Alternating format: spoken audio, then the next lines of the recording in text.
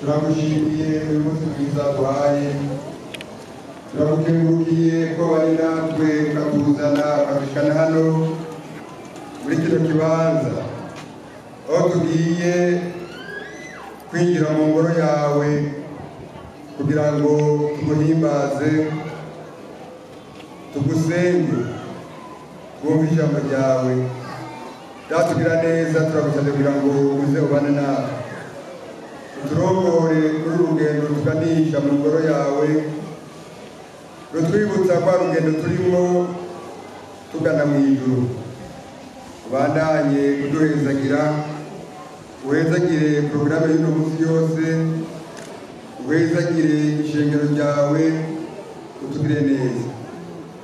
Icyo twaze ni wa mugwanizi ntagire ikibazo muri ino porogaramu, maze icyubahiro cyawe n'ubwiza bwawe byerekane mu ishengero ryawe. Utugire neza muri byose na hose, turabigusabye mu izina rya Yesu Kristo umwami wacu. Amen.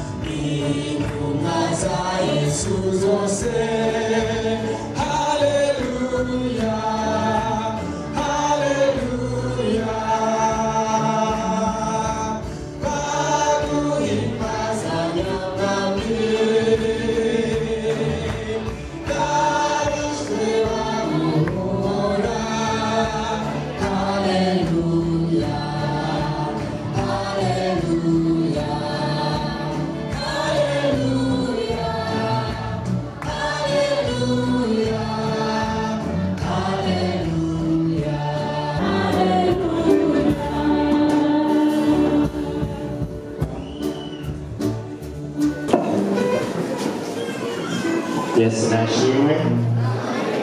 Ndabaramukije mwese mu izina ry'umwami wacu Yesu Kristo, kandi kaze mu ngoro y'Imana muri kino gitondo.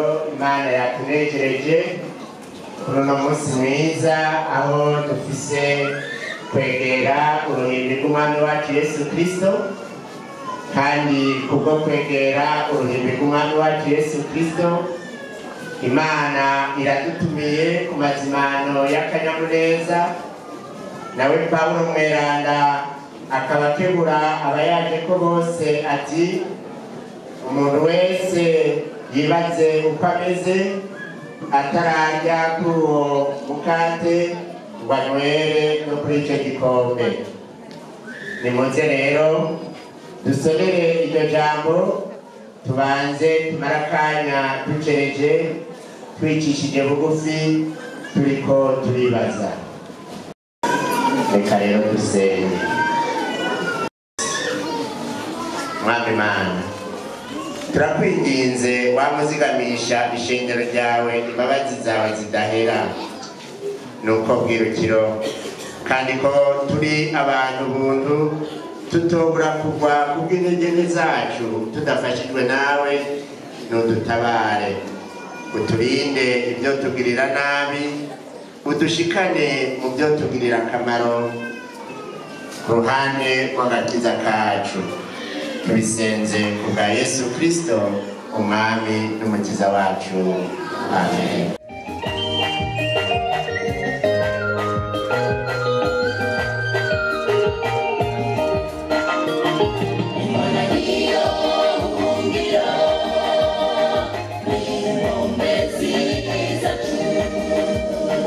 Umufasha atabura, seruka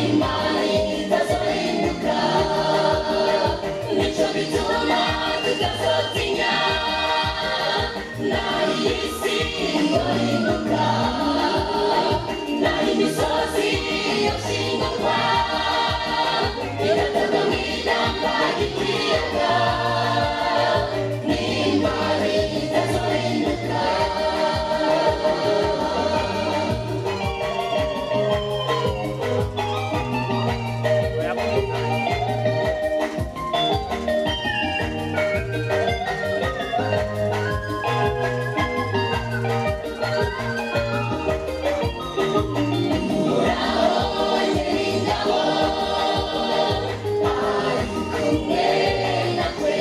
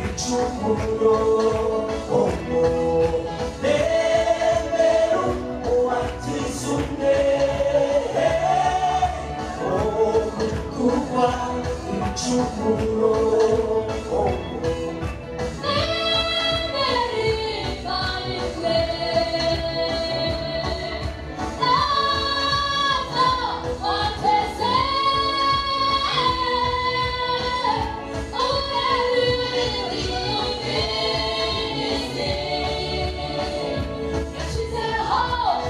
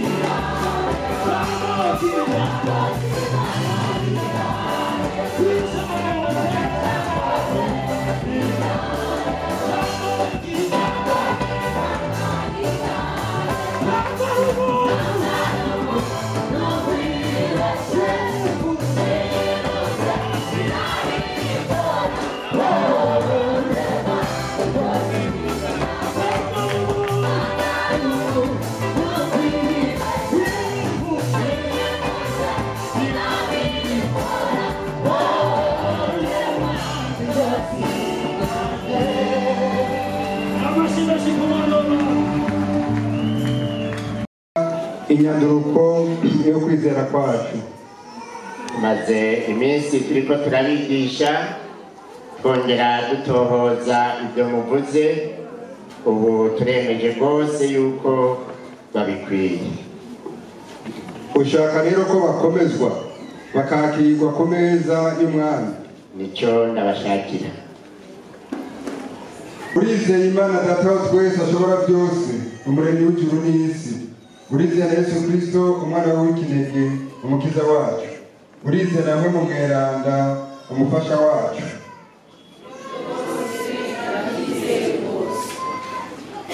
Uzokwitondera amabwirizwa merana y'Imana n'ivyo ikunda. Uzobigenderamwo iminsi yose kubaho kwawe.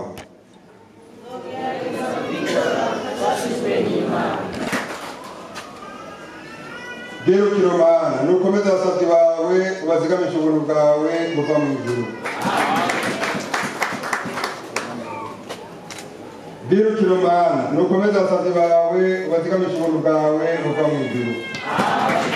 Kiromana nukomeze inshoreke zawe ubazigamisha ubuntu bwawe buva mu ijuru. Rero kiromana nukomeze inshoreke zawe ubazigamisha ubuntu bwawe buva mu ijuru. Birukiro Mana nukomeze abasavyi bawe ubazigamisha ubuntu bwawe buva mu ijuru. Bakomeze kuba bawe gushika ibihe bidashira, kandi uko bukeye bame hugekwa mwe wa mweranda gushika bazoshira mu bwami bwawe utazohangura.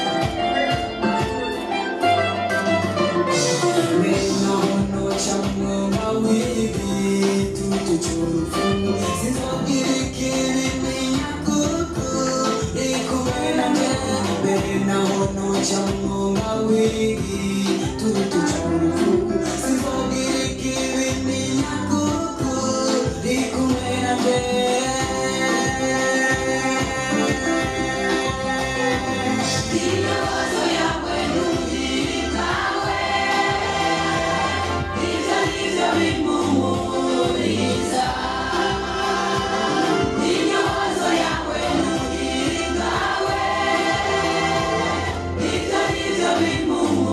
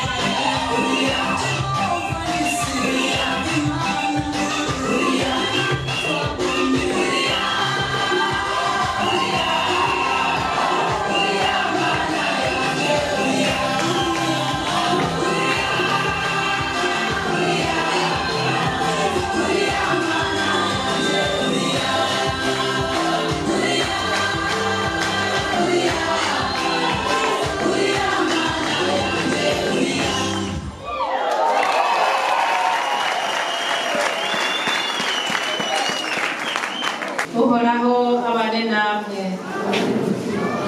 umuhari wabaye na rugo utumbereye no gukemeza ubumwe bw'ababiranye no gushigikira amahoro hagati y'ababyeyi n'abana mu rugo na rugo wese ashobora kwakirwa muri uyu muhari asangwa yarabatijwe mu izina rya data wa twese n'iry'umwana n'irya mpwemu mweranda akemera gushigikira intumbero zawo.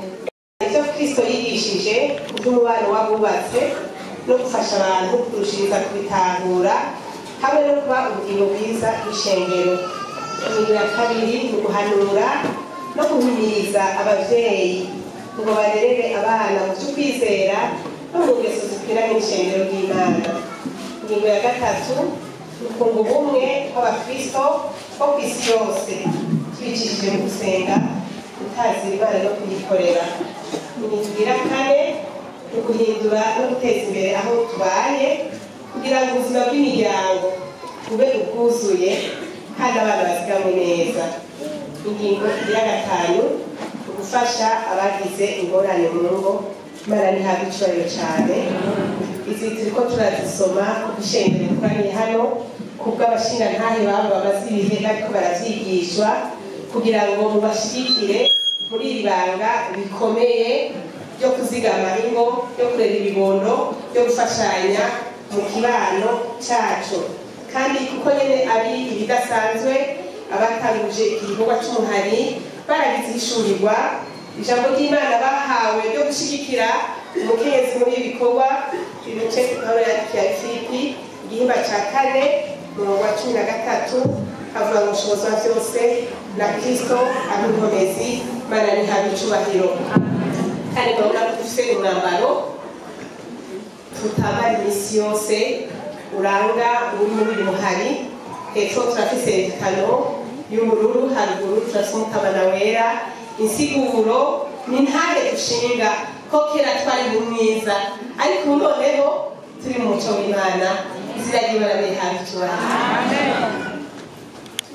Urashaka kuba uwo mu muhari wabaye indarugo? Nico ngomba.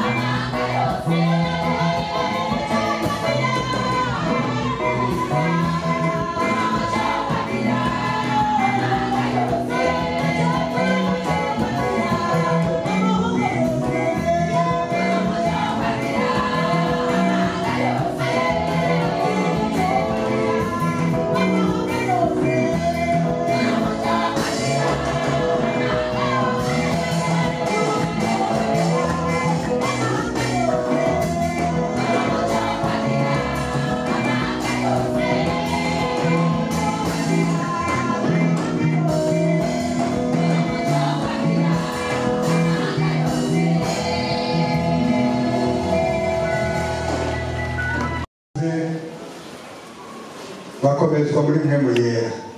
Abakenyezi nabo nyene biyemereye bati turavuye mu mwiza twinjiye mu muco wa mpemu yera, mu muco w'Imana, tugendane n'Imana, tugendere mu muco kuko nivyo biranga by'ukuri umukristo abushitse.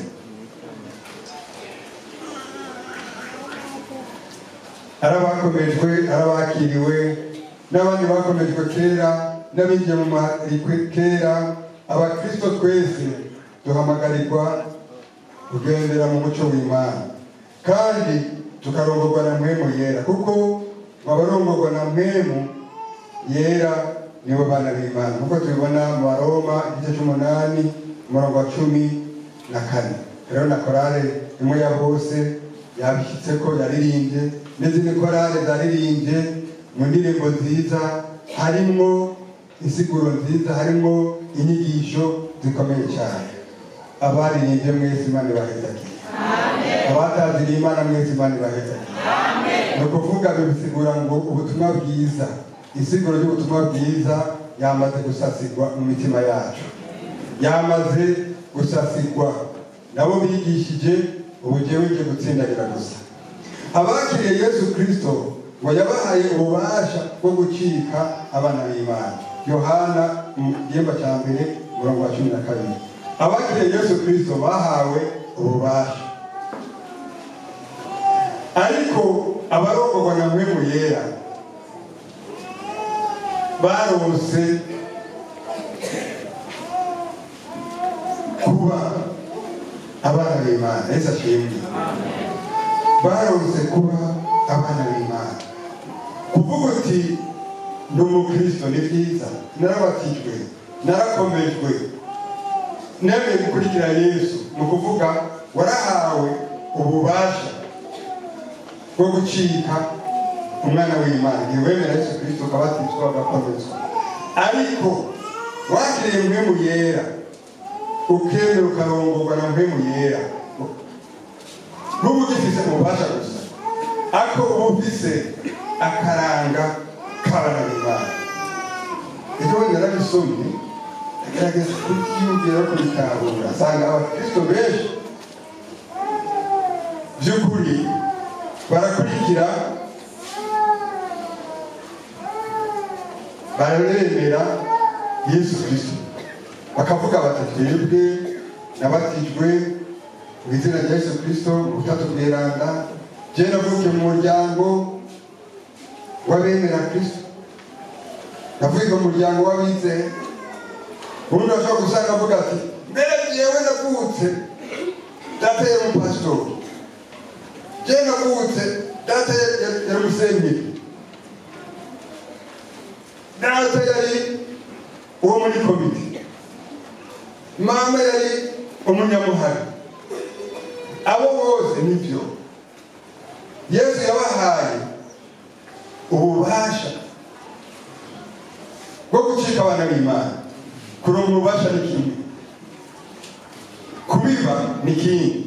Hariho umuntu usanga yicaye ngo jewe ngo nabatijwe kera, ukamenya nibyo bimuha agakiza, ukamenya nibyo yokwirata. Nabatijwe, nakomejwe kuri Sindamuka abatabizi yari umusenyeri wa mbere w'iyi diyoseze, jende wa gatatu. Ngoje nakomejwe, kujewe nakomejwe kuba misiyoneri, kujewe ngo nabatijwe igihe cy'abazungu.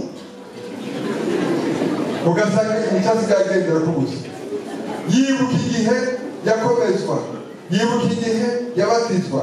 Ariko kandi mbega waremeye, wararutse ububasha bwo gucika umwana w'Imana. Ariko ubwo bubasha mbega wabukoresheje gute? Ubwo burenganzira wabukoresheje gute? Mbega waremeye kurongorwa na mpemu w'Imana, abarongorwa na mpemu, aho wowe waravutse hose, uko wowe waravutse kose, warabatijwe, warakomejwe, warakoze ibikorwa mu ishengero, ariko utaremera kurongorwa na mpemu w'Imana, ntuba uraba umwana w'Imana. Ngo abarongorwa na mwemu nibo bana b'Imana. Bamwe bemera mwemu akakurongora mu by'ukora, atari kuvuga ngo jewe aho nakutse aho nakuriye je navukiye mu ishengero. Ibyo ntibikwiye gusa, ariko ko wakiriye agakiza, ko wakiriye Yesu Kristo nk'umwami n'umukiza wawe. Yesu ashimwe. Hariho abamwakira by'ukuri akamwakira uyu munsi bukeye akapfa muri yanzu, ariko ukwiye gusaba umaze kumwakira ukagumamo, hanyuma ukarondera umufasha. Yesu yagize ati hano babandi bari baremeye Yesu Kristo akabakura muri bwa bwato bari kuroba, akabakura mu batoza kori, akabakura aho bari kurima bakamukurikira. Baramubajije ngo mbega Yesu ko twemeye tugaha ibyacu tugaha imiryango tuzokunguka iki? Ati ntawaheze umuryango ntawaheze abiwe tuzobishumbushwa muzoronka. Ariko bakagenda urumva bagumana amakenga, baragenda barajana bagere barabona bamufashe kare bamukurikira badati yewe n'umwabireka hana kuri turakurikira umwami uragira uti ndaziga niyima nanjye nzoca bumuganwa, nanjye nzoca bumushikiranganje, nanjye nzoca ndonka icicaro gikomeye mu ngoma yiwe. Bagakurikira. Yesu yari Imana kandi yari umuntu, yari Imana 100%, yari umuntu 100%. Yagenda Imana yagura imikate bakarya, yafata agahindura amazi akahindura umuvinyu bakanywa. Wa mugabo ni we. Uyu munsi n'abakristo bahagaze aho gusa kandi barakurikiye, bagire barabona arafashwe, arakubise kamaye, arabambwe, arapfuye, baramuhambye. Petero ati yoho reka nisubire kuroba. Petero ataraja no kuroba. Yesu akiri gusamba umukobwa umwe araraba Petero kandi bo bari kumwe n'ujya mu gaho ngwishije. Yesu rero yambwiye Isake ntiyabika gatatu uranyihakana. Arasubira ujya mwari kumwe weka Isake nawe Petero ati ibintu byawe yambwira wa mugabo ibimenyetso birashitse kabisa ibyo yabivuze. Petero ariko yamwihakanye. Petero yari umuntu w'igitangaza. Yagwa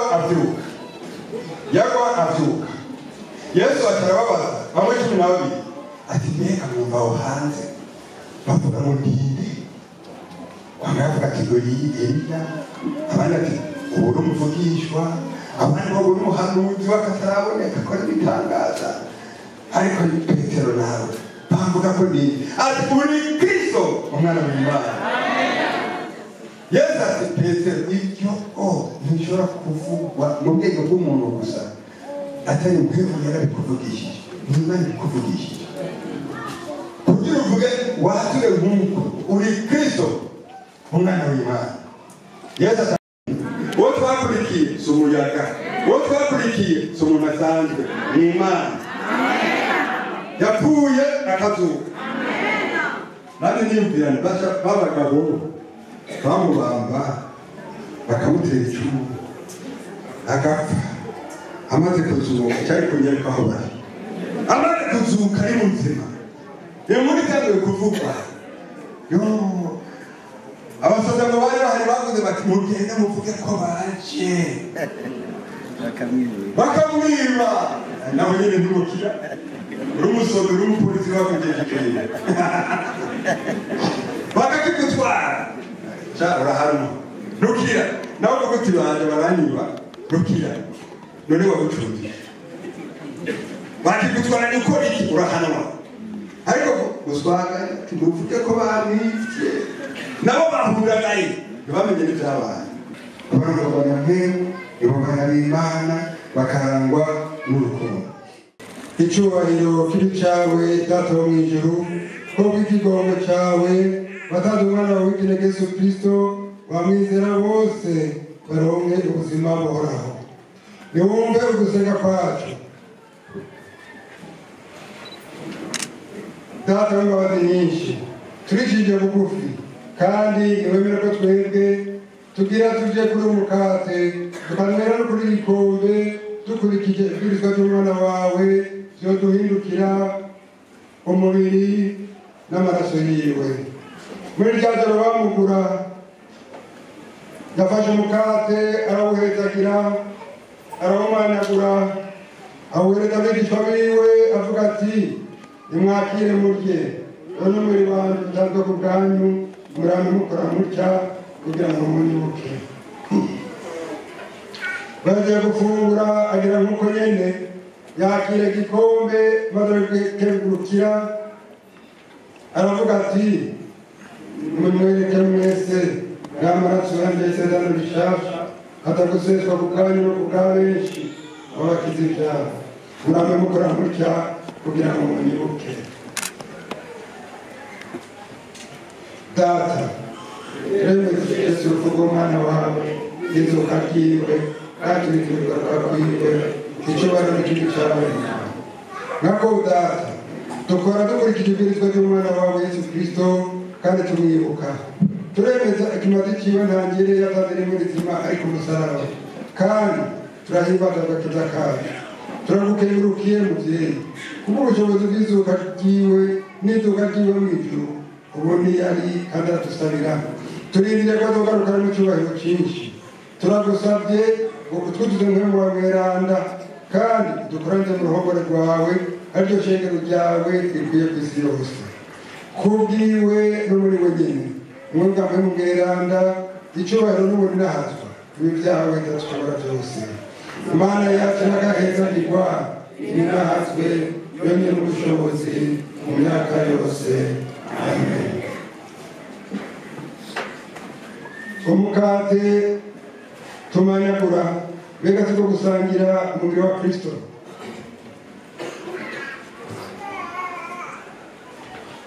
Iki gikombe cy'umuhezagiro duhezagira mbega siko gusangira amaraso ya Kristo. Yesu aravuga ati nukuri nukuri ndababwire nimutarya umubiri w'umwana w'umuntu ngo munywe amaraso yiwe nta buzima mugira kuri mwebwe. None shingiro ry'Imana turemera yuko turi abanyabyaha ariko kandi turazi neza yuko imbabazi z'Imana zikiriho. None reka twitabire imbabazi kugira ngo dushike kwakira uyu mubiri n'amaraso bya Yesu Kristo twejejwe tugire imbabazi. Twese tuti Mwami imbabazi twabona kuza kurikira iwawe twizeye ubutungane bwacu ariko tujye twizeye imbabazi zawe nyinshi z'akarorero. Turebe no gutorana urukundo kandi duharanire rwawe ariko umwaka yahinduka abana imbabazi n'isi yose. Mwana w'umuntu ugere kugira umubiri w'umwana wawe ukunda Yesu Kristo no kunywa amaraso yiwe kugira ngo ube muri we nawe ube muri twebwe iminsi yose. Amen.